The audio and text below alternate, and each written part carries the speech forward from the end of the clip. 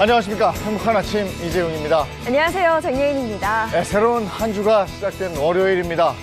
몇 가지 뉴스 챙겨보고 본격적으로 시작하도록 하겠습니다. 코로나19 확진자 이제 10,000명을 넘어섰습니다. 사망자 수는 183명이 됐습니다. 코로나19에 대해서 정부가 긴급 재난지원금을 발표하면서 굉장히 바빠진 곳이 있습니다. 바로 건강보험공단인데 보험료를 낮춰달라 이런 민원이 많아서 비상이 걸렸다고 합니다. 건강보험공단에 따르면 정부의 재난지원금 발표 후에 작년 기준으로 건보료를 내던 영세 사업장들에서 건보료를 재산정해달라는 요청과 보험료를 낮춰달라는 민원이 쇄도하면서 주말 동안 민원 종합대책 수립에 들어가는 등 비상체제에 돌입했다고 합니다. 코로나19 증상이 나타난 후에도 자신이 운영하던 술집에 출근을 할 사장 때문에 종업원과 그곳에 온 손님들이 줄줄이 감염이 됐습니다. 경기도 평택시 미군부대 인근에서 술집을 운영하던 47살 미국인이 코로나19 확진 판정을 받았습니다. 입국 후에 얼마 지나지 않은 시기부터 기침 등 의심 증상을 보였는데 장사를 멈추지 않았다고 합니다. 역학조사에서 손님과 직원 등 총 14명이 감염된 것으로 밝혀졌고요. 안일한 행동이 집단 감염을 유발한 겁니다. 정부의 자가격리에 대한 지침 반드시 지키는 것이 필요한 때입니다. 코로나19 사태, 해외 유입이 가장 큰 변수로 작용하고 있습니다. 주말에 발생한 신규 확진자 중에서 절반이 해외 유입 사례인데 무증상인 상태에서 확진되거나 대열제를 먹고 증상을 숨긴 채 입국하는 사례도 속출하고 있습니다. 검역에서 걸리지 않고 지역사회에 복귀하는 경우에 국내 감염 확산의 불씨가 될 수도 있다는 점에서 우려가 커지는 상황이죠. 보건당국은 검역 과정에서 거짓말을 하거나 증상을 숨기는 경우에 1년 이하 징역 또는 1,000만 원 이하의 벌금을 부과하고 외국인은 강제 추방 또는 입국 금지 조치된다 이렇게 밝혔습니다. 네, 이어서 오늘 날씨 소식 전해드리겠습니다. 지난 주말에 이어 오늘도 대체로 맑은 날씨가 예상됩니다. 미세먼지 걱정도 없겠는데요. 전국 대부분 지역의 미세먼지 농도 보통 수준 예상됩니다. 이 청정한 대기질 속에 대기 건조 지속될 것으로 보입니다. 최근 전국 곳곳에 크고 작은 화재 사고 소식이 들리기도 하는데요. 오늘도 대기 건조 지속되는 만큼 야외 활동하실 때 각종 화재 사고 조심하셔야겠습니다. 오늘도 포근한 봄 날씨 이어집니다. 오늘 아침 최저 기온 영하 3도에서 영상 6도 선 나타내겠고요. 한낮 최고 기온은 13도에서 20도 예상됩니다. 당분간 일교차가 10도 이상 크게 벌어지는 만큼 건강관리 잘해주셔야겠습니다. 네, 오늘은 4월 6일 월요일이고요. 행복한 아침 지금 시작합니다.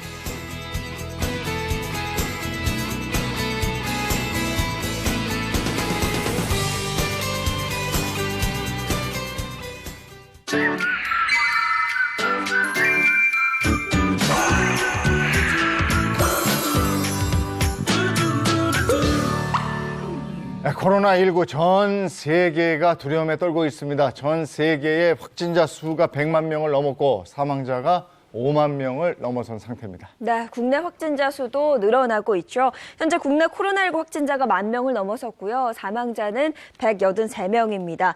코로나19 확진자가 늘어나면서 불안감은 줄어들지 않고 좀 계속해서 커져가고 있는 것 같아요. 그럼요. 애들도 온라인 개학 곧 하잖아요. 네. 학교에서 좀 친구들과 부딪히면서 뛰어놀고 이렇게 해야 되는데 이것을 온라인 컴퓨터 앞에서 수업을 한다고 하니까 적응을 하고 할 수 있을지 네. 그것도 걱정이고 이건 좀 아닌 것 같은데도 어쩔 수 없는 상황이니까 너무 네. 안타깝죠. 맞죠. 네. 황 기자도 걱정이 계속될 것 같아요. 저 같은 경우에는 지난 주말에 잠깐 출근을 했었는데 네. 거리에 사람이 정말 많더라고요. 네. 그러다 보니까는 그러네. 사람들이 이제 좀 집에 있는 거를 좀 참다 못해 좀 나가는 게 아닌가 맞아요. 네네. 생각이 되더라고요. 아니 그리고 또 기자들은 취재 현장에 있으니까 사람들을 많이 만나니까 네, 그런 것도 맞아요. 또 걱정이 될 것 네, 같고요. 맞습니다. 네, 네. 변호사분들도 마찬가지 아닙니까? 네, 저도 일부 그 재판이 제한됐던 지역들이 네. 전부 다 이제 다시 재판을 하고 있어요. 아. 그러다 보니까 또 집에 아이들도 있고 다닐 네. 때마다 굉장히 좀 조심하고 있습니다. 법정에 가면 거리두기를 하기 쉽지가 않습니다. 네, 네. 뭐 그러다 보니까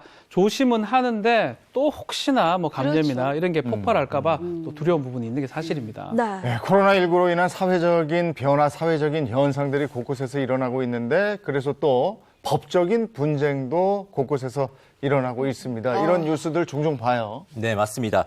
대한민국 사상 초유로 정말 초중고뿐만이 아니라 대학교까지 이 온라인 대학 개강을 시작을 했는데요. 네. 지금 대학생들이 이걸 지금 물어내라고 난리라고 합니다. 이게 뭘까요? 아, 저도 얘기는 들었으니까. 네. 등록금 뭐. 그렇지, 등록금. 수업료, 네. 수강료 뭐 이런 거 아닐까요? 맞아요. 네. 네, 수업료. 맞습니다. 예, 네. 등록금, 수강료 정답인데요. 이 온라인 수업의 내용이 또 부족하다. 뭐 학교 시설도 이용하지 못하다 보니까 학생들의 불만이 정말 큽니다. 그래서 이 등록금을 돌려달라는 요구로까지 이어지고 있는데요. 실제로 일부 학생들은요, 청와대 앞에서 기자회견을 열고 등록금 반환을 또 청구를 하기도 했습니다. 27개 대학 단체로 구성된 이 전국 대학 학생회 네트워크는요, 이 강의 업로드 여부가 확실하지 않은 수업이 대부분이다라면서 교수자와 소통이 중요한 뭐 실기나 시험, 실습 등의 수업에 대한 대책이 정말 없다라고 지적을 하기도 했습니다. 네. 저희 애들도 영어 학원에서는 진작에 온라인 수업을 하고 있어요. 생각지도 못했는데 20% 수업료를 반환해주겠다 그러더라고요. 예, 예. 정말 고맙죠. 근데 예. 애들도 잘 적응하고 있긴 한데 어렵게 대학 간 건데 뭐 실기도 있고 실습도 하는 그런 과들도 있잖아요. 근데 인터넷으로만 강의를 들어야 되니까 학교 측에서 이거 좀 20% 정도는 좀 체감해줘야 되지 않을까 하는 그런 생각도 들어요. 아니, 이거 정말 저 생전 처음 당하는 이런 상황이잖아요. 그럼요. 그래서 학생들도 답답할 거고, 대학들도 좀 답답하고 이럴 것 같은데, 등록금 감면이나 환불, 글쎄, 가능할까요? 예, 우선 대학 등록금에 관한 규칙이라는 것이 있는데요. 네. 여기에 따르면은 수업을 일단 휴업을 해야 되고요. 수업을 휴업했을 때 그 월에 대해서는 감경하거나 면제할 수 있다라고 규정이 되어 있습니다. 근데 지금 사태가 어쨌든 온라인을 통해서 개강을 한 상황이잖아요. 네. 그러니까 학교 입장에서는 개강을 했다, 휴업이 그렇죠. 아니다 이렇게 주장할 것이고 학생들 입장에서는 굉장히 답답하고 해결될 수 없는 이런 현실적인 안타까움이 있습니다. 궁극적으로는 학점 이수를 다 지키느냐 지키지 않느냐 이게 중요한데 결국은 방학을 좀 뒤로 연기를 해가지고 네. 수업 일수라든지 네. 학점을 다 이수를 시킨다 그러면 별 문제가 없다라는 게 아마 대학의 입장이고 필요하다면 교육부에서 뭐 방침을 주거나 할 수는 있는데 교육부 입장에서도 이걸 강제해서 뭐 환불을 하거나 깎거나 이 부분은 대학교의 자율에 맡기겠다고 하고 있기 네. 때문에 아마 많은 대학에서 자율적으로 하는데 환불은 좀 어려운 상황이 아닌가 싶습니다. 네. 또 온라인 강의 준비하면서 또 재정도 든 부분도 있다, 이런 얘기도 그렇죠. 있고. 네, 뭐 학교 측 입장도 이해가 되고요. 또 반대로 학생들의 입장도 그렇죠. 예, 이해가 되는 것 같습니다. 이 문제는 조금 더 지켜봐야 될 것 같고요. 황 기자, 이어서 다음 소식도 좀 볼까요? 네, 이번 사건은요, 코로나19 확진자가 이 확진을 숨기고 이걸 했다고 합니다. 이게 뭘까요? 뭐 확진을 영업한 건가요? 영업. 맞아, 영업. 네, 다닌 영업. 거지, 다녔어. 그 돌아다닌 거죠. 네. 그냥 다닌 것도 왕래? 아니고 왕래를 했다. 활보하고 다닌 거죠. 오. 예. 활보? 활보. 왕래? 네. 뭐, 예. 그런 거. 뭘까요? 네, 정답은요, 바로 여행을 했다는 아, 여행. 그래. 예. 이건 진짜 아니죠. 네, 맞습니다. 그렇죠. 이게 떠들썩했잖아요. 네, 제주도 맞습니다. 갔었던가 뭐 그런 거 아니에요? 예, 여행 지역은 바로 제주도였고요. 네. 이 지난달 15일에 미국에서 입국한 19세 여성이 어머니와 함께 20일부터 4박 5일간 제주도로 여행을 떠났습니다. 그런데 조사 결과 이 제주도 여행 첫날부터 이 코로나19의 어떤 증상이 있었다고 합니다. 그래서 역학관계가 조사를 한 결과 이 모녀가 방문한 업체 20곳을 일단 좀 임시 폐업을 했고요. 네. 접촉자 90명이 이 자가격리를 하는 중입니다. 제주모녀 잘못한 거죠. 그렇죠. 네. 아, 증상이 있는데 왜 가요, 그걸? 네, 네. 뭐 하와이 가려고 했던 걸 제주도로 갔다면서요? 아유, 그런 얘기도 있던데. 네, 네. 그러니까 이게 알고 갔다는 건 감염을 시키겠다 이런 생각도 들어 있지 않을까 이런 생각이 드는데 네네. 가게 문도 못 열고. 근데 이게 지역도 피해 크더라고요. 아직도 이게 고의성 여부가 갈린 게 아니라서. 네. 네네. 그렇죠. 그래서 제주도도 굉장히 강력한 입장을 냈죠. 네, 맞습니다. 원희룡 제주지사는요, 이 미국 유학생 모녀를 향해서 1억 3천만 원의 손해배상 소송을 냈습니다. 네. 구체적으로 그게 내역이 어떻게 돼요? 예, 일단은 소송은 지자체뿐만 아니라 개인 2명, 그러니까 네. 피해 입어서 자가격리된 2명 하고요. 네. 그리고 추가적으로 또 피해를 입은 업체 2곳인데요. 먼저 방역에 드는 비용이 우선 1억 1천만 원이고, 그리고 2개 업체에서 물품을 폐기했다든지 아니면 휴업에 따른 손해금으로 200여만 원, 그리고 자가격리자 2명의 정신적, 신체적 손해에 관한 위자료 2천만 원씩, 그래서 총 1억 3천여만 원이 손해배상 청구 소송으로 제기됐습니다. 네. 그러면 이번 소송의 결과를 두 분은 어떻게 예측하시나요? 사실 지금 이렇게 불법행위 손해배상 청구를 한 것이거든요. 근데 이때는 반드시 고의가 있어야 되는 것은 아니지만 과실에 대해서 입증을 해야 됩니다. 그런데 이제 이 제주도 모녀가 처음에 입국했을 당시에는 또 무증상이었다라는 보도가 있었어요. 이렇다 보니까 과실 책임을 이제 입증하는 것이 상당히 쉽지는 않을 것으로 보입니다. 고의는 아니겠지만 과실 여부가 가장 중요한데 네. 이 과실 여부를 판단하려면 본인들이 증상이 있음을 알았고 그걸 알고 퍼뜨릴 수 있다는 것을 인지를 하고 갔느냐 안 갔느냐 이게 네. 중요할 것 같아요. 이 부분이 이번에 재판의 가장 중요한 쟁점으로 보입니다. 그리고 또 네. 다닐 때 마스크를 마스크 그런 확실히 것도. 착용을 했느냐 네. 이런 네. 부분도 그것도 과실의 일부로 그렇죠. 볼 수 있고요. 예. 그게 확인이 된다면 과실이 있는 거고 손해까지 인과관계까지 따져볼 거로 보입니다. 네. 그 과실 여부가 이 문제 소송 판결에 있어서 가장 중요한 핵심 쟁점이 될 것 같습니다. 시간이 좀 더 필요할 것 같고요. 이어서 다음 사건도 한번 들어볼까요? 네, 이번엔요, 이 코로나19 확진자가요, 역학조사 과정에서 이거를 누락시켰다고 합니다. 말을 안 한 거죠. 뭘 말을 안 했을까요? 내가 어디 갔는데 그 간 데가 좀 말하기 뭐 안 되는 말하기 모호한데. 그 얘기를 안 한 거지. 뭔지 알 것 같아요. 목욕탕? 네. 말하기 모호한 목욕탕? 뭘 목욕? 아이, 목욕탕 말할 수 있죠. 네. 글쎄 뭘 누락시켰어요? 그러니까 동선을 좀 누굴 누락시켰나? 근데 동선 중에 뭔가를 누락시킨 거지. 아니면 접촉한 사람. 사람도 모호한 사람 있잖아요. 있잖아요. 그쵸, 있죠, 네. 뭐한 비슷한 건가요? 네, 바로 정답은 네, 이동 동선이 맞습니다. 그렇죠. 네. 이 만약 자기 동네에 코로나19 확진자가 생겼는데 이 사람이 이동 동선을 좀 숨겼다 네. 이러면 좀 불안할 것 같지 않으세요? 그럼 불안하죠. 또 우리 동네 왔는데 어디 왔다 갔는지 모르고 이러면 나하고 그 시기에 동선이 겹치고 그럼 불안하죠. 그렇죠. 알아야 대비도 할 수 맞아요. 있을 텐데 말을 안 했다는 거니까요. 화가 날 수도 있는 거예요. 네네.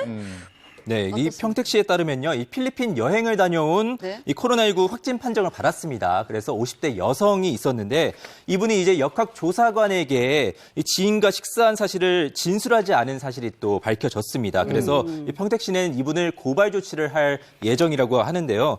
이 확진자의 지인이자 지난 25일 함께 점심 식사를 한 같은 50대 남성은요, 네. 이분도 이제 코로나19 확진 판정을 받았습니다. 근데 여성이 조사를 받을 때 이분과 식사를 한 사실을 누락을 시킨 거예요. 그러니까는 이제 조사 당국은 이분이 고의로 이거를 누락시킨 게 아니냐라고 의심을 하고 있고요. 그에 따른 책임을 좀 물겠다는 방침입니다. 사실 뭐 당장 어제 뭐 했니 이러면 내가 어제 뭐 했지? 기억이 안 날 수도 있어요. 네. 근데 뭐 일주일 전 어디 갔었냐, 누굴 만났냐 갑자기 생각이 안 날 수도 있겠지만 이건 네. 고의로 누락시킨 것은 네. 잘못한 것 같아요. 그렇죠. 네. 이렇게 고의로 누락시키면 법적 처벌도 받게 되는 거 아닙니까? 예, 물론입니다. 이게 이제 역학조사를 방해하는 행위거든요. 네. 고의로 이제 사실을 누락하거나 아니면 거짓으로 답변하거나 이럴 경우에는 감염병 예방법에 따라서 2년 이하의 징역 또는 2천만 원 이하의 벌금형으로 처벌이 됩니다. 네. 이 코로나19 확진자가 이동 동선을 고의로 누락시킨다면 법적인 처벌을 받을 수 있다라는 이야기고요. 다음 사건은 어떤 사건이죠? 네, 이번엔요, 이 자가격리를 어기고 이것을 한 코로나 확진자가 있습니다. 이게 뭘까요? 그럼 돌아다닌 거죠. 뭐 무단 이탈 뭐 그런 것 같아요. 여기에 활보가 들어가겠다. 그렇죠? 활보? 네. 네. 도로 활보. 막 그냥 아주 그냥 활보.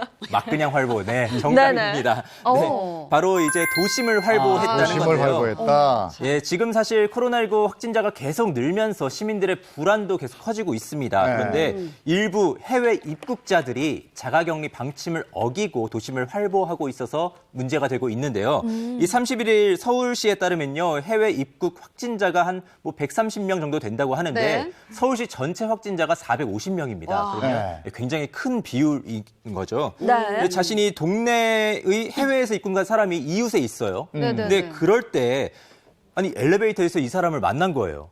자가격리 방침을 어긴 거죠. 이러면 좀 어떠실 것 같으세요? 아니 엘리베이터는 완전히 폐쇄 공간인데 그런 데서 이거는 위험하죠. 그렇죠. 불안감도 커지고요. 저는 주말에 산에를 가는데 네네. 산에서요 예전에 이렇게 마주 이렇게 하잖아 내려오고 내려오고 올라갈 때. 안녕하세요. 네, 예, 돌려. 반갑습니다. 이러고 가는데 이제 이렇게 돌려. 된단 말이에요. 그래, 맞아요. 그 남산에 어제 갔을 때도 네. 그래요. 이렇게 마스크 안 낀 네. 사람 보면 피하게 이렇게 되죠. 돼요. 네. 근데 엘리베이터에서 만났으면 저희 옆집도 필리핀을 자주 오가는 분이신데 네.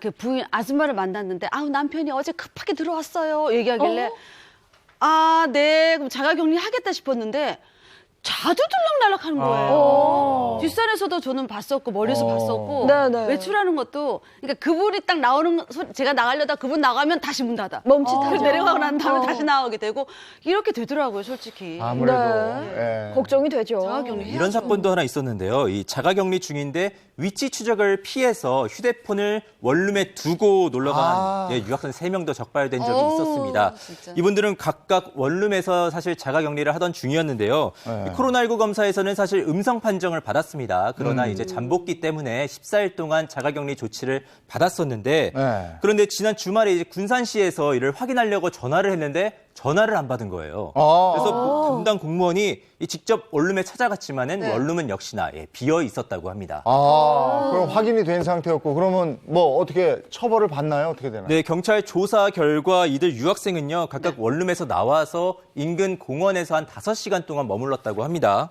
그래서 이제 자가격리 어플, 이 앱의 위치 추적을 피하기 위해서 일부러 휴대폰을 원룸에 놔두고 놀러 나갔던 건데요. 네. 이제 군산시는 법무부에 이 같은 사실을 통보했고요. 무관용 원칙에 따라서 무려 추방 여부까지 검토가 되고 있습니다. 그러니까 외국인이 아니라 한국 유학생인데도 추방 여부를 검토한다는 거예요? 그럴 수 있어요. 네, 이게 사실 그 유학생이더라도 이 감염 사태가 더 퍼지면은 맞아요. 굉장히 모든 사람들에게 피해가 갈 수 있잖아요. 네. 게다가 물론 다 그런 식은 아니지만 최근에 또 열흘 동안 외국에서 들어와서 유학생이 자가격리 기간을 가져야 되는데 이 기간 동안 작업실도 다니고 또 식당, 카페, 미용실 이런 곳까지 다 다녀가지고 문제가 된 사실이 있었어요. 네네네. 그래서 이런 경우에는 이제 마스크를 착용했다고 하더라도 또 카페나 식당 같은 곳은 비말로 전염이 될 수 있기 때문에 굉장히 많이 염려가 되는 그런 상황이었습니다. 지금 법적으로 어떻게 돼 있어요? 자가격리를 어기면 법적으로 처벌이 어느 정도까지 돼 있어요? 네, 지금 이 감염병 예방법이 굉장히 개정이 되어가지고 네. 처벌이 강화가 됐는데요. 자가격리 수칙을 위반할 경우에는 1년 이하의 징역 또는 1천만 원 이하의 벌금형으로 처벌이 아주 강화가 됐습니다. 예, 그 법은 오늘부터 지금 시행을 하고 있고요. 네. 저 외국인 같은 경우도 처벌이 됩니다. 속지주의, 한국에서 일어나는 모든 범죄에 대해서 처벌받을 수 있고요. 만약 활동 제한 통지서를 받고 자가격리를 위반하면 처벌도 받을 수 있고 1년 이하의 징역 또는 1천만 이하의 벌금, 강제 추방도 가능하니까 그런 부분도 염두를 해야 될 것 같습니다. 또 미국에서 들어온 최근에 또 뉴스에 많이 나오던데 그 해열제를 그렇죠. 먹고 맞아요. 네. 열나는 거 속이고 미국에서부터 여기까지 그냥 들어왔잖아요. 네. 이런 경우 어떻게 돼요? 이것도 마찬가지로 자가격리 수칙 위반하고 똑같은 거예요. 뭐 역학 조사를 방해한 건 아니지만 네. 어차피 본인이 정상적으로 돌아왔으면 지금 한국 정부는 보름, 그렇죠. 14일간 임의로 자가격리 하도록 돼 있었는데 그거 피하려고 지금 했던 거거든요. 네. 그렇기 때문에 이 사람도 입건이 될 여지가 있고요. 입건이 된다 그러면 감염병 예방법에 따라서 1년의 징역 또는 1천만 원의 벌금에 예. 처할 수가 있습니다.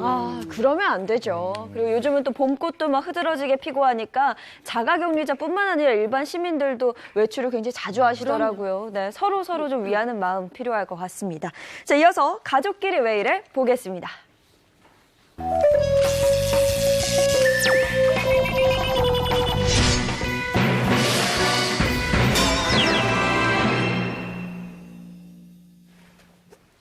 네, 가족끼리 왜 이래? 오늘도 상속 분쟁에 대해서 알아보도록 하겠습니다. 네, 얼마 전 연예계에서도 상속 분쟁이 있었습니다. 고인이 된 구하라 씨의 유산을 놓고 연락이 없던 친모가 나타나서 유산 상속을 주장을 한 건데요. 이를 막기 위해서 국회에서 또 법이 새롭게 추진될 거라고 들었습니다. 지난 방송 때 저희들 했잖아요. 네, 네. 그때도 제가 좀 화가 나더라고요. 자세한 소식 좀 준비하셨죠? 네, 그렇습니다. 이 신오빠 측은요, 이 고인이 된 구하라 씨의 발인이 끝난 뒤에 이제 고인이 생전에 매각했던 이 부동산 문제를 좀 논의하기 위해서 친모 측에 연락이 했지만 연락이 닿지 않았다고 합니다. 이후에 이제 잔금 등의 문제를 처리하던 중에 이제 갑자기 친모 측 변호사가 찾아와서 고인 구하라 씨의 소유 부동산 매각 대금의 절반을 요구했다고 합니다. 네, 뭐 당시에 네티즌들도 어떻게 이런 일이 있을 수 있냐 화나죠. 굉장히 분노했거든요. 네, 맞습니다. 결국 이 부모가 자녀의 이 양육 의무를 저버렸을 경우에는 이 자녀의 재산을 상속받지 못하도록 하는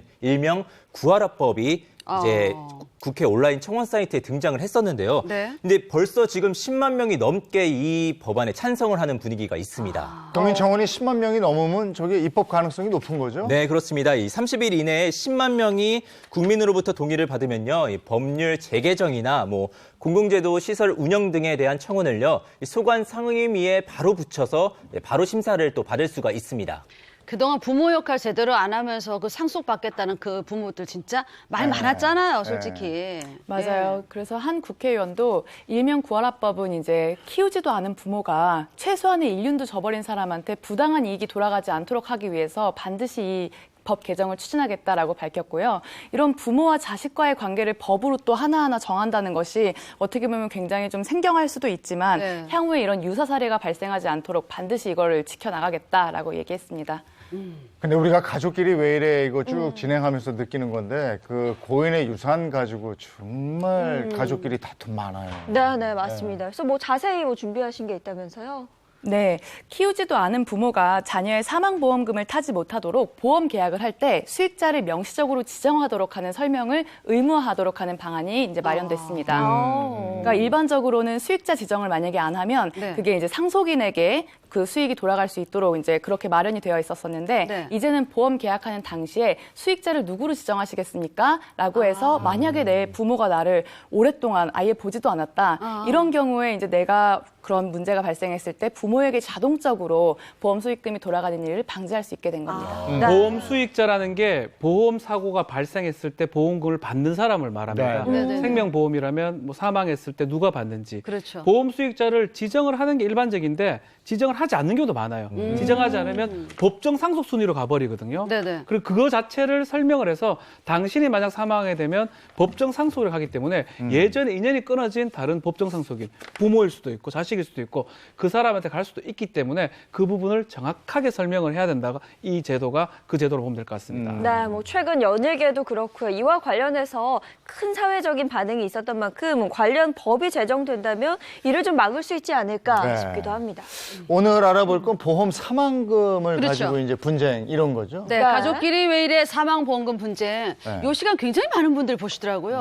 네. 친구분들이 아유 며느리 봤어요 하시면서 이런 분쟁에 대해서 관심이 많으신 것 같더라고요. 자, 첫 번째 볼까요 하나하나? 네. 누군가가 장인 사망보험금을 가져가겠다고 난리가 났습니다. 장인이니까 사위지 상인이니까 뭐 그죠? 아, 눈치챘어요? 근데 어떤 사위일까요? 사위 나쁜 사위지 뭐. 빡대 먹은 사위? 네. 한번 과연 보겠습니다. 뭘까요? 네. 나쁘긴 나빠요. 바람핀 사위, 나쁜 사위 많네요. 바람핀 네. 사위. 자, 아니 내 딸을 두고 바람을 폈는데 내 돈을 가져가겠다. 괘씸하죠. 괘씸하죠. 네. 자, 더 실감나는 사연을 읽기 위해서 여기 계신 분들 중에서 바람핀 사위 역할, 네. 바람필 것 같지 않은 우리 박지훈 변호사님께서 좀 해주시고 역시나 장모 역할이 필요합니다. 장모는 우리 장애인 제가 씨가 물 조금 오르고 있더라고요. 아, 그래요? 네. 장모 역할, 네, 장모 좀 알겠습니다. 해주시기 네. 바랍니다. 네. 사위 때문에 너무 속상하고 억울해서 사연 보냅니다.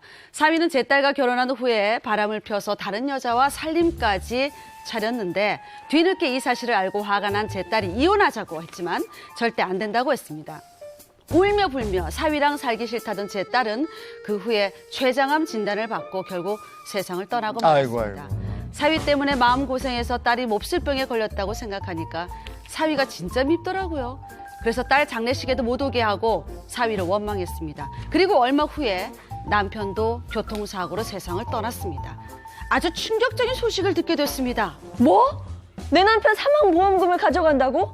아니 박변, 자네 때문에 내 딸이 죽었는데 내 남편도 자네 때문에 얼마나 속을 썩었는데 그 돈을 가져간다니 이 말이 되나?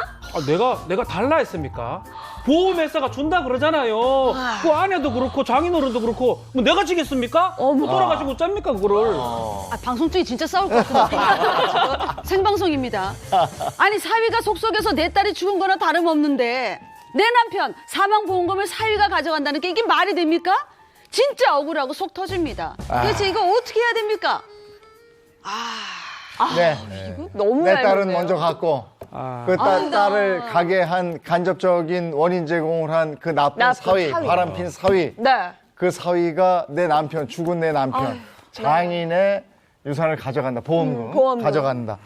야, 이거 화나네. 화나죠. 딸이 준다고 최장암- 넙죽 가져가는 그러니까 거죠. 딸이 그러게. 췌장암 걸렸잖아요. 그것도 남편 때문에 스트레스 받아서 이런 병이 걸리지 않았을까 이런 생각도 들거든요. 네. 딸 잃었죠. 남편 잃었죠. 장모한테 돈 다 가야 돼 이거.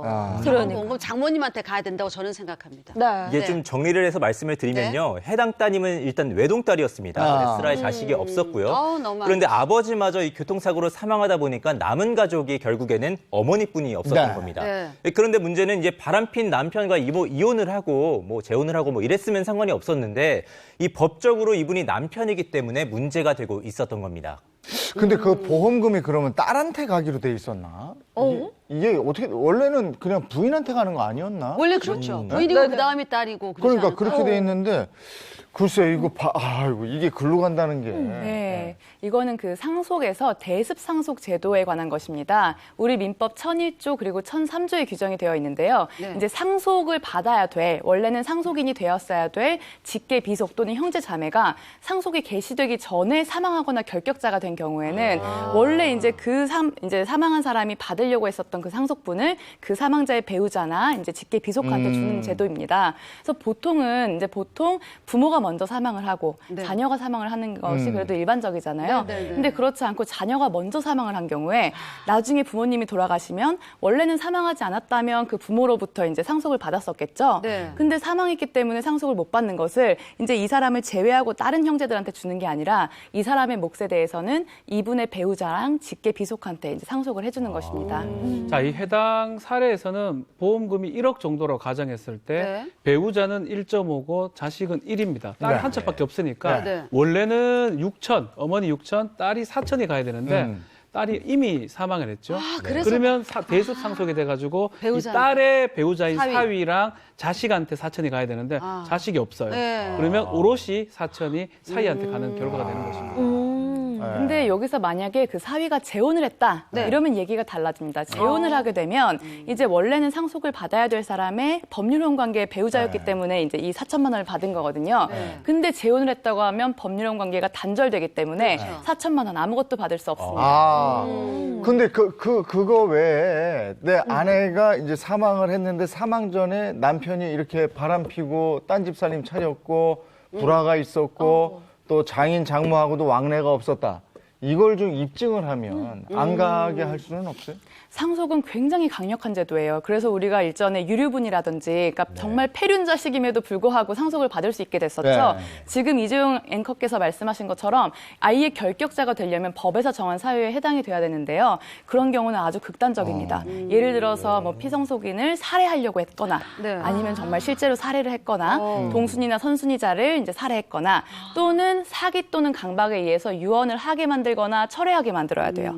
그런 특정한 경우에만 그 상속에 대해서 결격이 됩니다. 이 사례가 자체가 좀 불합리해 보이는데 대습 상속 역시 꼭 있어야 될 제도라고 봅니다. 왜냐하면 같은 그 동급 중에 사망했다 하더라도 그 다른 비속이나 배우자를 보호해야 될 의무가 있기 때문에 그렇기 때문에 만약 불화가 생겼을 때를 좀 대비를 해야 될 것 같아요. 특히 보험금 같은 경우는 아무런 수익자를 기재하지 않으면 법정 상속으로 가는 거거든요. 만약 불화가 생기거나 문제가 생겼을 때는 반드시 생명보험 계약서라든지 보험계약서를 봐서 수익자를 특정을 해야 돼요. 누구한테 가도록 특정을 한다 그러면 사실은 상속대로 가지 않기 때문에 그 부분이 중요할 것 같습니다.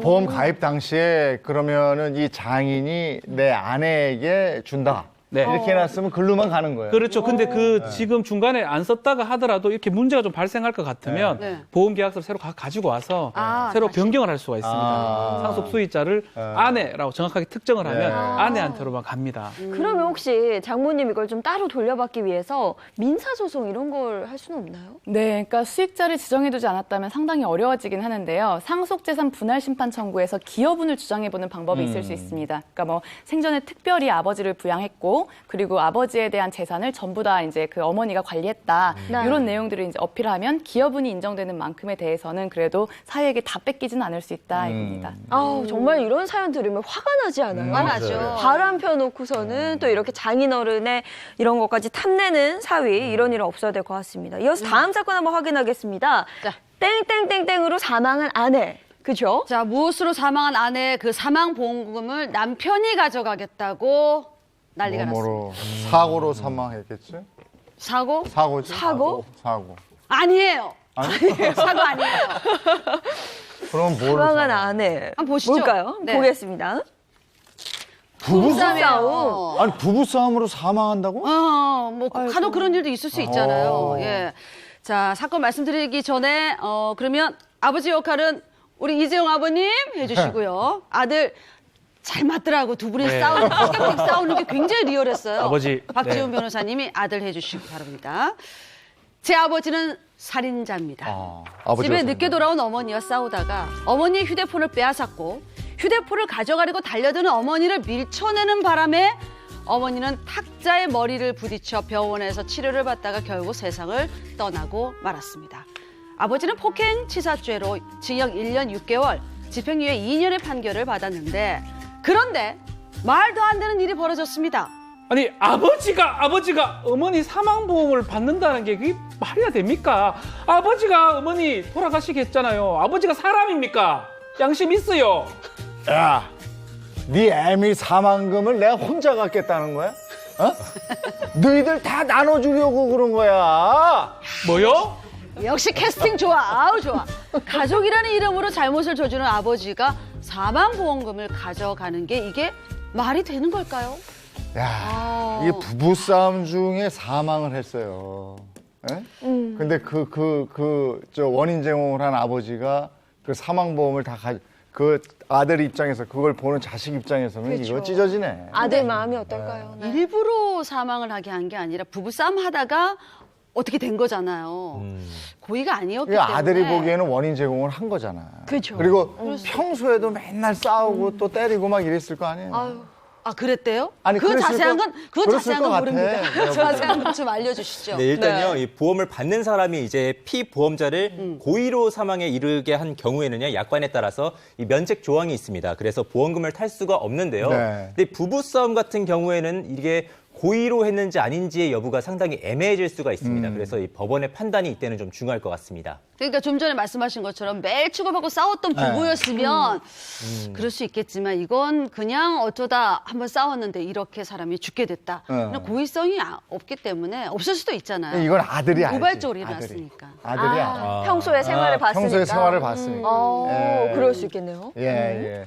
이게 이제 보험회사 남편의 입장이 다를 것 같아요. 네. 그죠? 보험회사하고. 실제로 아들이 안다. 이건 나중에 재판에서 좀 중요한 쟁점이 됐고요. 네. 일단은 남편이 수익자주 상속인으로 되어 있었기 때문에 사망보험금을 자기에게 지급을 해달라고 네. 이제 사망금에 대한 소송을 제기를 했고요. 네. 그 사망보험금에 대해서 소송을 제기를 했는데 이때 남편의 주장은 나는 절대 고의가 아니었다. 정말 이제 내가 폭행을 했던 거는 정말 잘못했지만 그렇죠. 이렇게 살해를 하거나 정말 사망에 이를 거라고는 생각도 못했다라는 게 남편의 주장이고요. 보험사 입장은 완전히 달랐습니다. 보험사에서는 절대 그렇지 않다. 해치려고 이렇게 살해를 했기 때문에 이 보험금은 지급될 수 없다라고 하면서 남편에 대해서는 사망보험금을 지급하지 않고 자녀의 몫만 지급을 했습니다.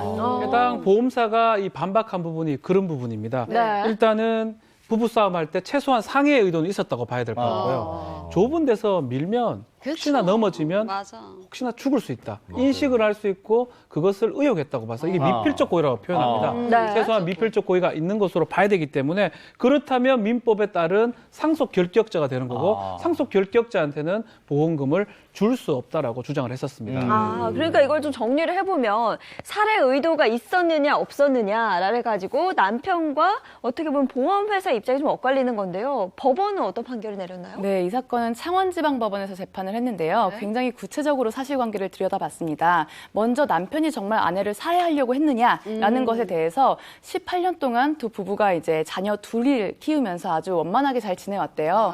그리고 이 사고가 있은 다음에 이제 그 아내 쪽에 처가에서 탄원서를 제출하면서 이제 우리 사유를 용서해달라 이제 이렇게 가족들이 탄원을 했고요.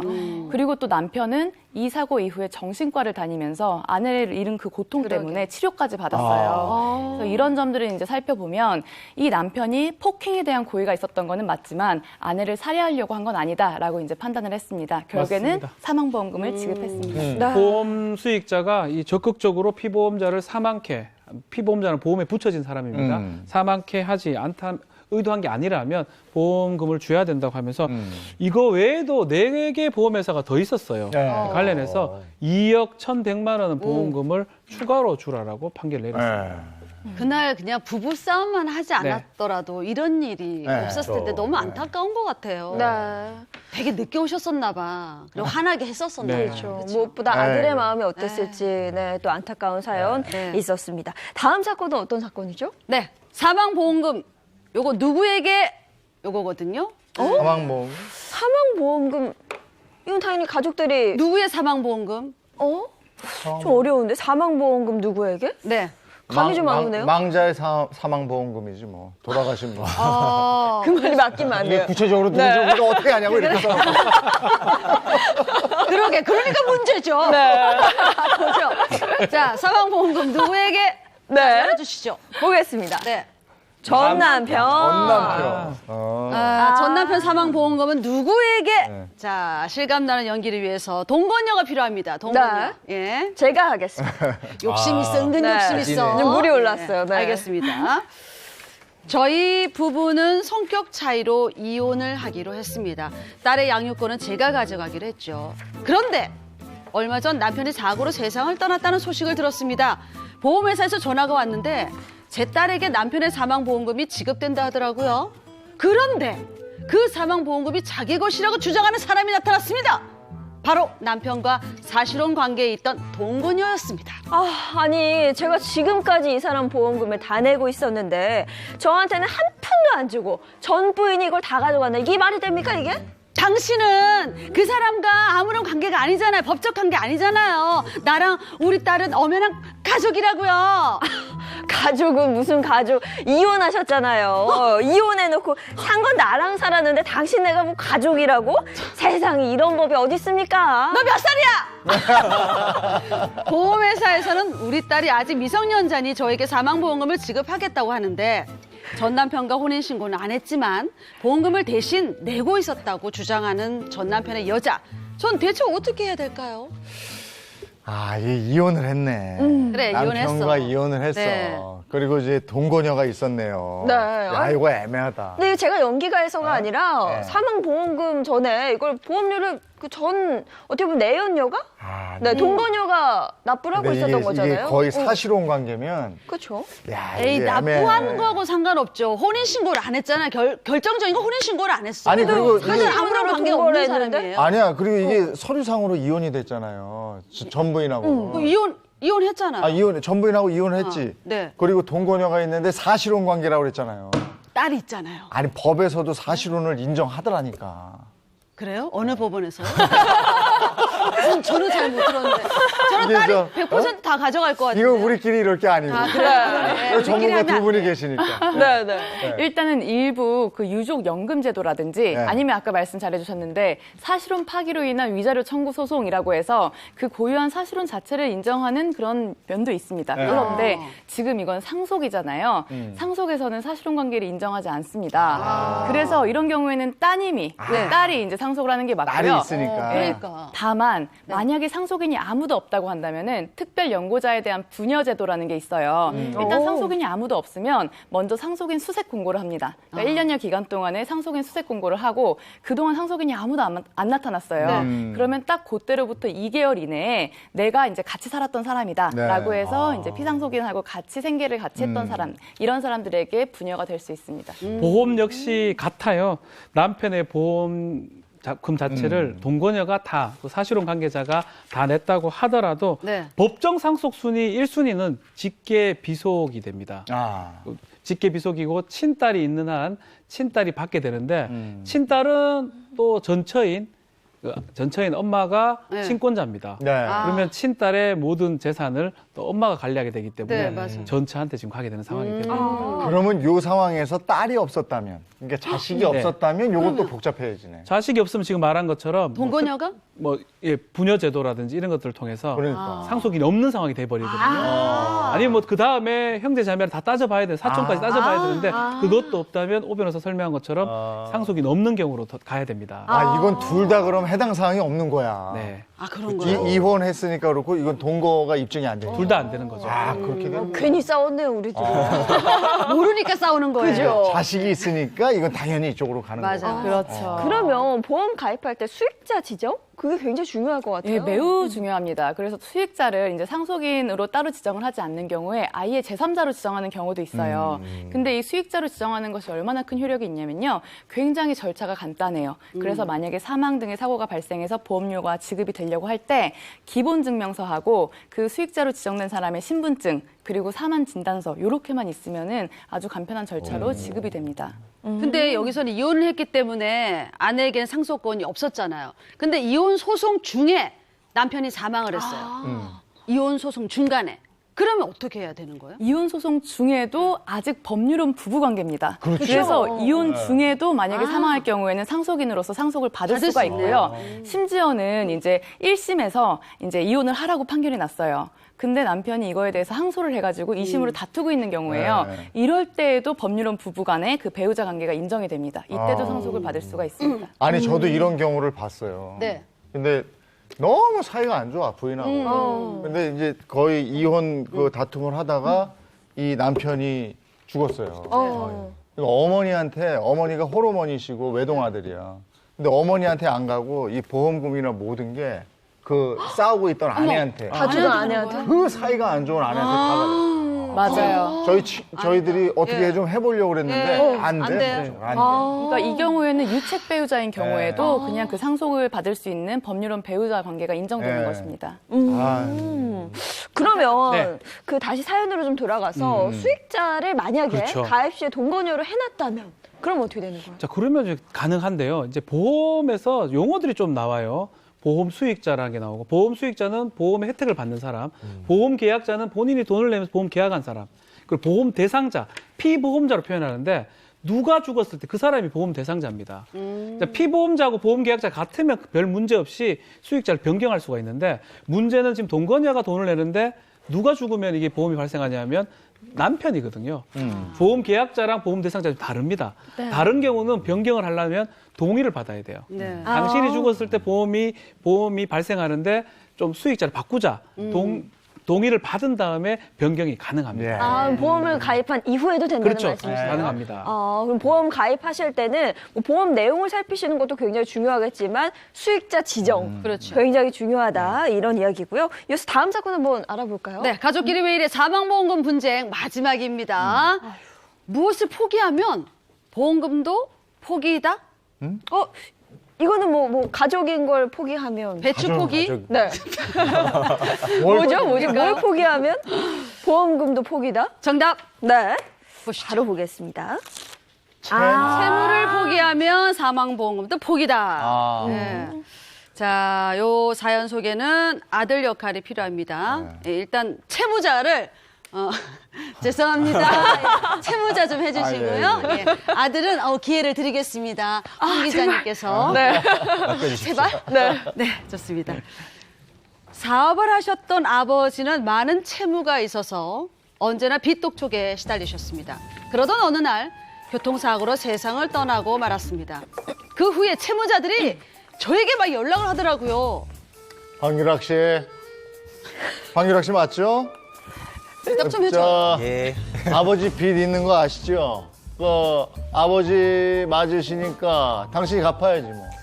아니, 제가 상속을 포기를 했는데 빚 갚을 의무도 없는 거 아닌가요? 이 사람이 그런 게 어딨어? 그럼 우린 돈을 어디서 받아? 황유락 씨? 대본에 없는 것도 막 지어내서 지금 하고 계세요. 그런데 어느 날 아버지가 가입했던 보험회사에서 연락이 왔습니다. 아버지가 저를 보험 타는 이로 사망보험을 들어놔서 사망보험금을 저에게 지급하겠다는 거였습니다. 사망 보험금을 받는다면서요. 무서워. 그 돈으로 빚 갚으면 되겠네. 돈 내놔. 아니, 상속을 포기를 했는데 제가 사망보험금은 받아도 되는 건가요? 연기 연습하시고 맞죠? 너무 기자님 같은데요? 상속 포기를 했는데 사망보험금은 수령할 수 있는 건가요? 그러니까 저 아버지가 빚이 많아서 상속 포기했어요. 빚까지 그럼 포기가 되는 거예요. 네. 근데 그 이후에 사망보험금이 있는 거야. 그 근데 사망보험금을 채무자가 알아가지고 그렇죠. 그 돈 내라, 빚으로 갚아라, 빚 갚아라. 야, 이거 어떻게 되는 거야? 드라마나 영화에서 많이 봤잖아요. 네. 아들이 그냥 빚을 다 떠하는 거죠. 네. 근데 사망보험금을 그 아들이 꿀꺽 삼키고 입을 싹 다물고 그냥 나 안 받았어요 이러면 안 되나요? 안 받았어요. 아니, 돈 못 갚아요. 이미 빚은 다 포기한 거니까. 그러니까요. 채무 포기하고. 아니, 이거는 그냥 안 갚아도 되는 거 아니에요?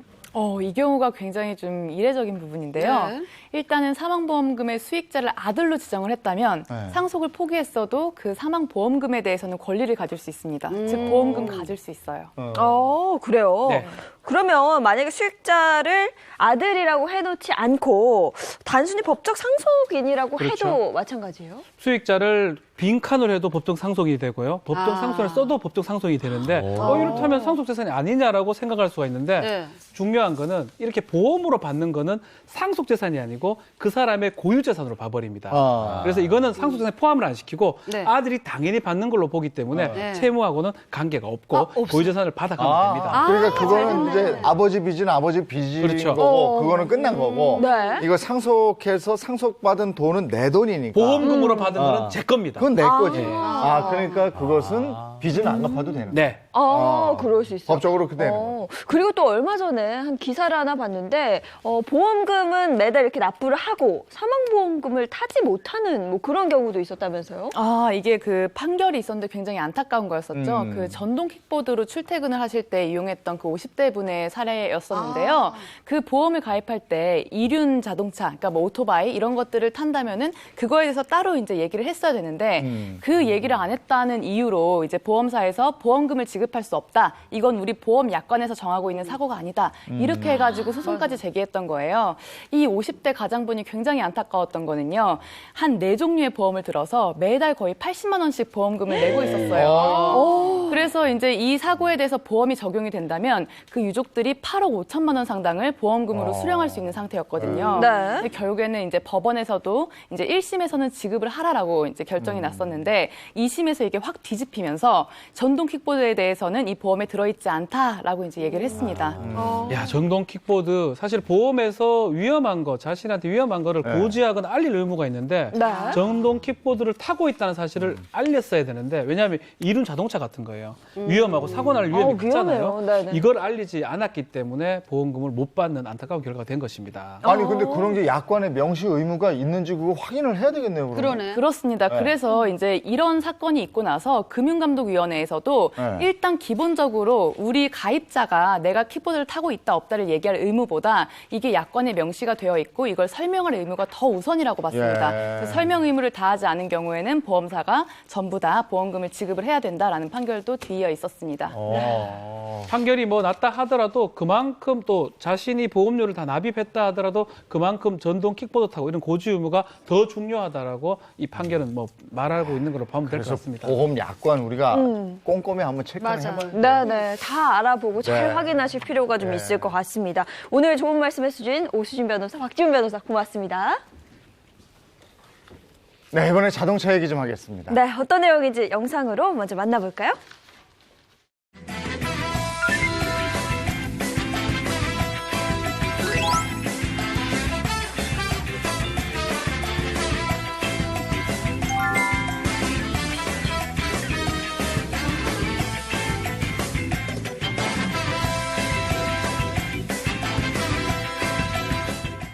코로나19 이후에 이제 대중교통 이용하는 분들이 좀 줄었어요. 네.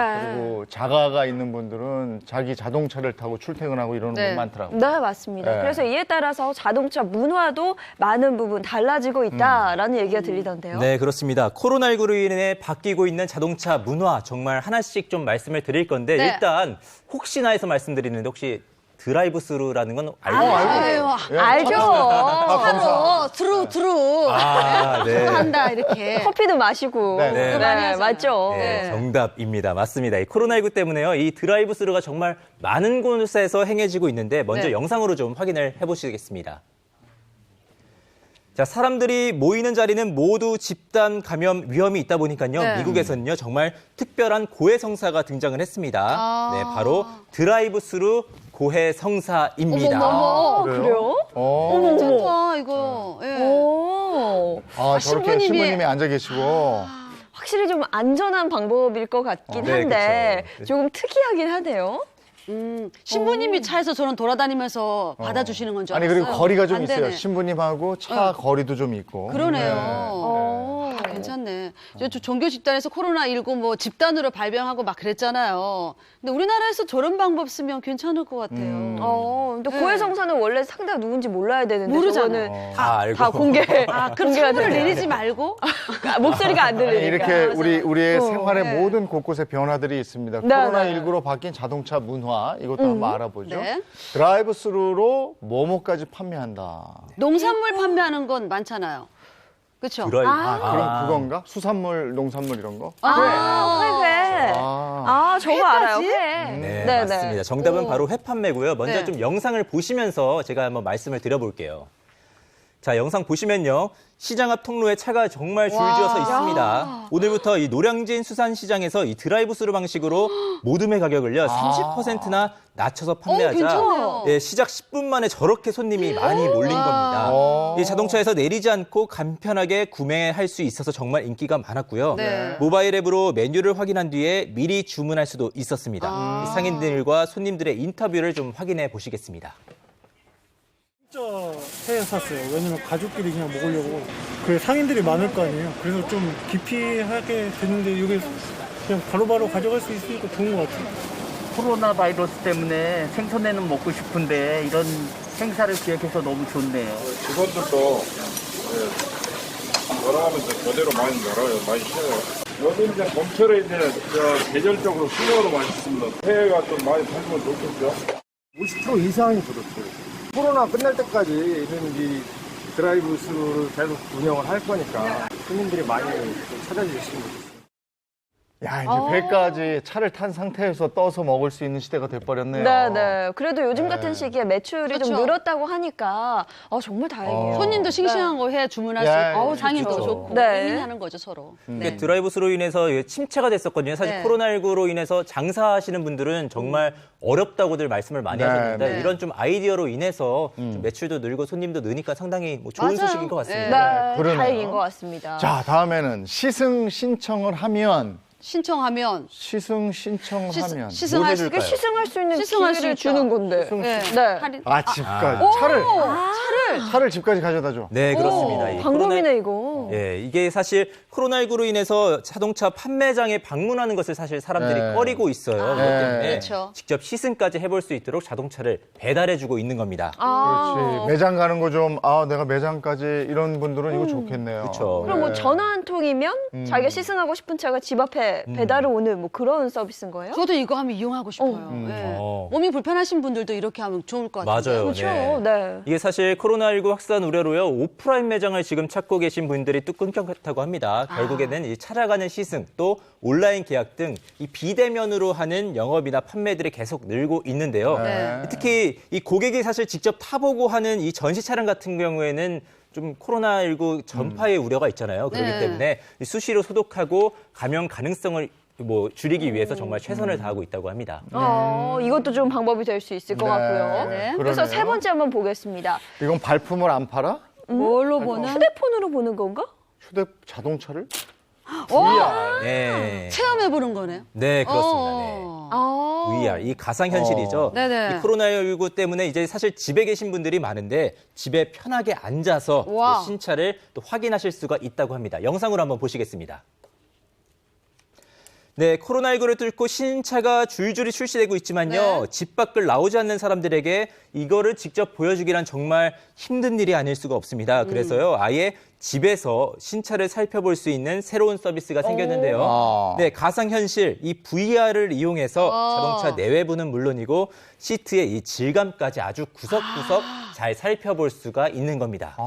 집에서 편안하게 신차의 곳곳을 직접 가서 보는 것처럼 볼 수 있다. 그렇죠. 네. 그렇죠. 이게 가상현실이잖아요. 네, 저는 이거 맞습니다. 게임만 해봤는데 돈 내고 게임했잖아요. 그러니까요. 이렇게 보면 확실히 좋겠네요. 이거 무료로 다 체험할 수 있는 걸 거 아니에요? 네, 그렇죠. 네. 시간도 절약할 수 있고 코로나19 걱정도 없고 괜찮은 것 같은데요. 신차를 편안하게. 네. 코로나19 네. 이후에 우리 사회 곳곳에, 우리 생활 곳곳에 변화 실감할 수 있잖아요. 네, 맞아요. 아니 근데 많은 변화가 있겠어요. 자동차 구매하고 이런 것까지 이렇게 변화가 있으니까. 네. 드라이브스루에서 회까지 시승 시승 신청하면 신청하면. 집까지 그렇죠. VR로 자동차 신차 보고. 아. 예. 네, 너무 많이 좋은 것 좋아졌어요. 같습니다. 네, 오늘 저는 회 한번 가서 네. 네. 예전에는 방법이 될것 그거였어요. 같아요. 이렇게 트럭에다가 싣고 가다가 네. 이거 뭐 산지에서 왔는데 가다가 그렇죠. 그렇게 많이 했었죠. 네, 네, 네. 예, 그게 옛날 드라이브스루. 근데 그러네요. 지금은 이제 확실하게 맞아요. 체계가 갖춰졌어요. 네. 이렇게 사회가 변화하고 있네요. 네, 예. 바뀌는 자동차 문화에 대해서 네. 짚어봤습니다. 두 분 고맙습니다. 고맙습니다. 네. 요즘에 뭐 사회적 거리두기 때문에도 그렇고 집 앞에서 컴퓨터로 뭘 하는 게 많잖아요. 네. 근데 너무 이렇게 앉아 있다 보면 다리가 붓는 경우가 있어요. 맞아요. 예. 네, 누구나 한 번쯤은 겪게 되는 게 바로 말씀해주신 부종일 텐데요. 작은 습관 하나만 고치면 이 부종을 관리할 수 있다고 합니다. 어떤 습관인지 화면으로 만나보시죠. 추운 겨울이 가고 따뜻한 바람에 설레는 봄. 가족들과의 나들이 준비에 바빠야 할 지금. 외출이 쉽지 않은 요즘입니다. 특히 남들보다 더 힘든 하루를 보내고 있는 오늘의 주인공을 만나볼까요? 안녕하세요. 저는 8개월 딸을 둔 지금 30주 차 장희선이라고 합니다.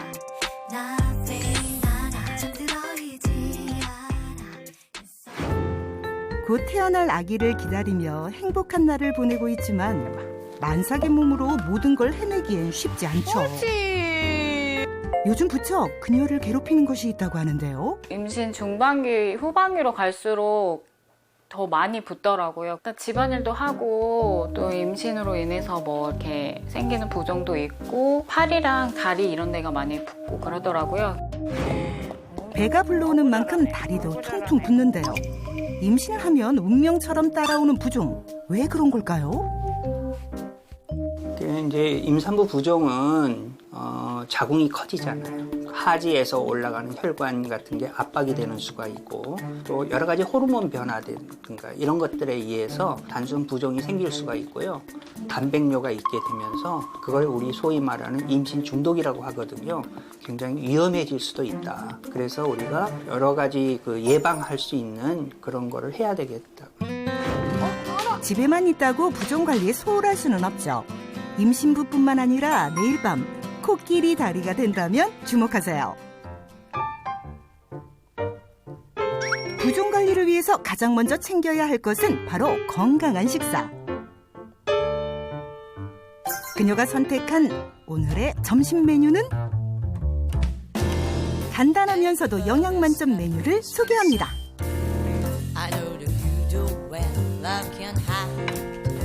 몸에 좋은 영양소가 풍부한 토마토를 넣은 샐러드와 식이섬유가 풍부해 변비에 도움이 되는 고구마까지. 거기에 이 음료 한 잔이면 수분 충전 완료. 부종에 좋다고 호박, 늙은 호박 시골에서 즙 짜주셔가지고 수시로 먹고 있어요. 네, 아무래도 토마토도 부종에 한몫한다고 해가지고 이렇게 샐러드나 이런 데 넣어서 먹고 있어요. 자극적인 음식은 피하고 채식 위주의 식단을 한다면 퉁퉁 부은 내 다리와 이별할 수 있지 않을까요? 부종 관리하는 첫 번째 습관, 고염분, 고열량 음식 대신 좋은 음식 챙기기. 부종을 없애는데 운동만큼 좋은 것이 없다죠? 그녀가 선택한 운동 방법 뭐가 있을까요? 그래서 주로 이렇게 산책 많이 했는데 지금 못 나가니까 임신부 뭐 요가나 그다음에 뭐 폼 롤러를 이용해서 이렇게 간단한 동작 같은 거 하고 있습니다. 임신부 건강은 물론 부종에 좋다는 스트레칭 직접 배워볼까요?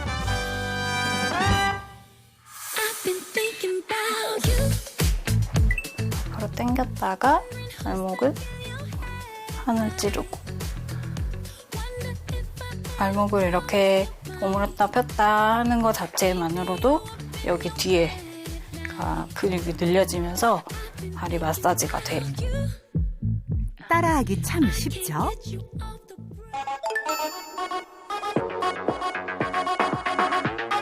폼 롤러를 엉덩이 밑에다 종아리가 이렇게 자극이 되도록 이렇게 해서 그냥 지그시 눌러주시기만 하면 돼요. 본인의 체중을 실어 좌우로 눌러주기만 하면 끝! 정말 간단하죠?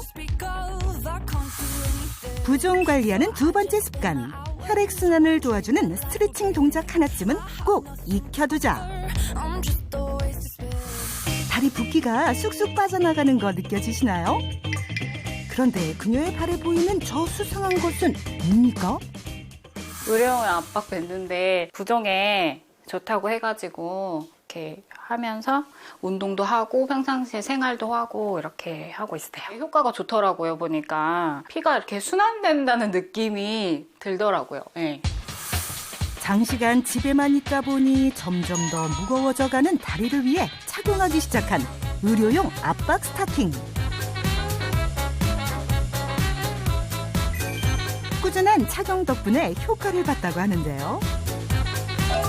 정말로 압박 스타킹이 부종에 도움이 되긴 하는 걸까요?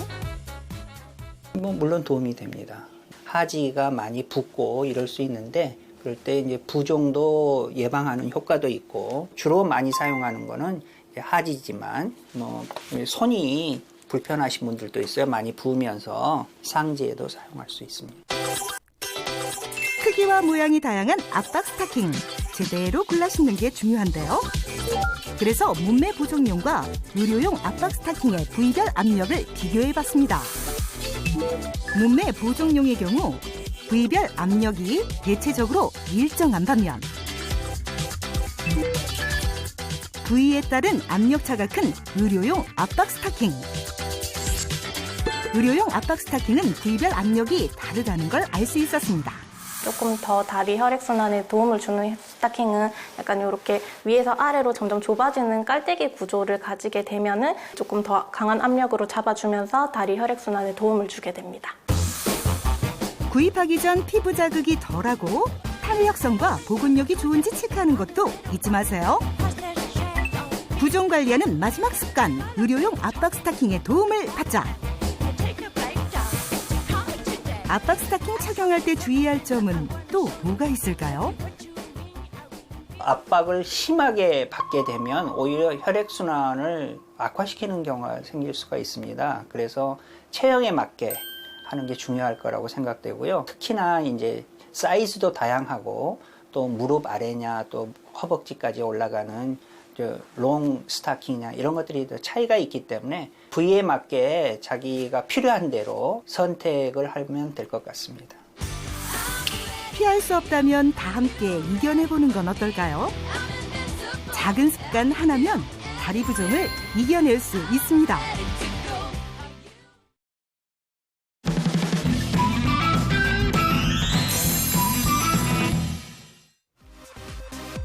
요즘 봄꽃이 한창 예쁘게 피었죠. 경남 화동에서도 배꽃이 꽃망울을 터뜨리기 시작했습니다.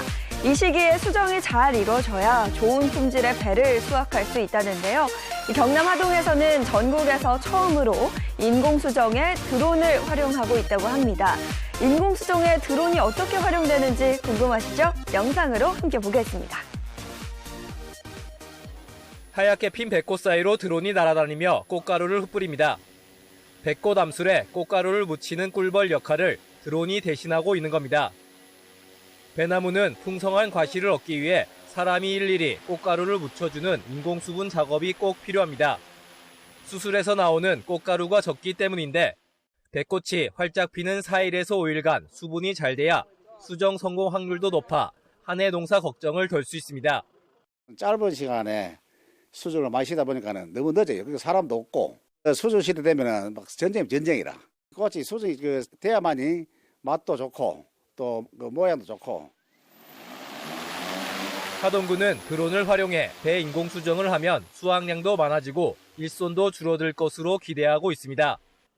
한 사람이 하루 종일 일해야 수분할 수 있는 면적은 3,300제곱미터 정도지만 드론은 10,000제곱미터도 30분이면 충분합니다. 우량한 배가 제대로 생산되면 좋은 제품을 외국에 수출해서 또 달러도 벌어들이고 농민 소득도 올리고 하는 일거양득의 효과가 있다고 보입니다. 하동군은 드론 인공수정 효과가 검증되면 배에 이어 감나무로 확대해 나갈 계획입니다. 채널A 홍진우입니다. 사회적 거리두기가 2주 연장이 됐지요. 답답하더라도 또 더 좀 참으셔야 되겠죠. 불확실성이 사람을 제일 답답하게 하는 건데 네. 언제 끝날지 모르니까 더 불안하고 이렇습니다. 네, 많이 답답하시겠지만 한 주의 시작 힘내시고요. 저희 내일 아침 8시에 다시 돌아오도록 하겠습니다. 행복한 아침, 행복한 하루 되십시오. 고맙습니다. 고맙습니다.